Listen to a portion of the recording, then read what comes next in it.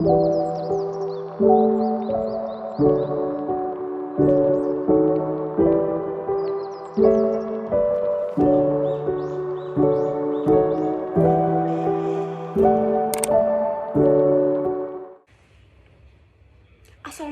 warahmatullahi wabarakatuh.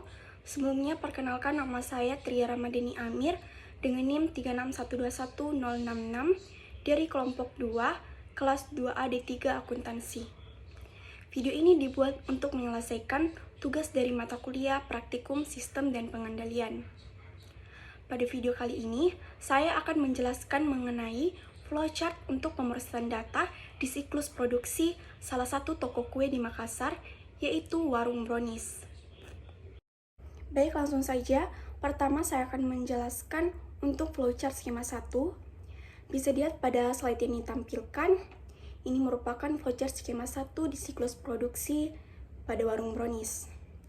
Nah, siklus produksi pada Warung Brownies ini melibatkan dua bagian, yaitu pemilik dan karyawan produksi.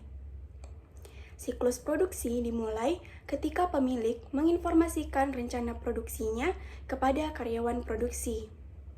Setelah menerima rencana produksi, karyawan produksi akan mempersiapkan alat dan bahan yang kemudian dilakukan proses produksi. Setelah proses produksi selesai, produk jadi akan terlebih dahulu dikonfirmasikan kepada pemilik. Kemudian, karyawan produksi akan menyimpan produk jadi di toko. Baik, itulah tadi penjelasan mengenai flowchart skema 1 siklus produksi pada Warung Brownies. Selanjutnya, saya akan menjelaskan untuk flowchart skema 2-nya. Nah, flowchart skema 2 ini merupakan siklus produksi pada Warung Brownies 10 tahun yang akan mendatang. Jadi, siklus produksi pada Warung Brownies melibatkan beberapa departemen, yaitu bagian produksi, bagian gudang, dan bagian akuntansi. Siklus produksi dimulai ketika produksi menerima dokumen sales order atau forecast dari bagian penjualan. Dokumen tersebut akan digunakan untuk melakukan perencanaan dan penjadwalan. Setelah itu, bagian produksi akan membuat daftar permintaan barang sebanyak 2 rangkap dan operation list sebanyak 1 rangkap. Daftar permintaan barang rangkap pertama akan diarsipkan oleh bagian produksi bersama dengan dokumen sales order dan operation list.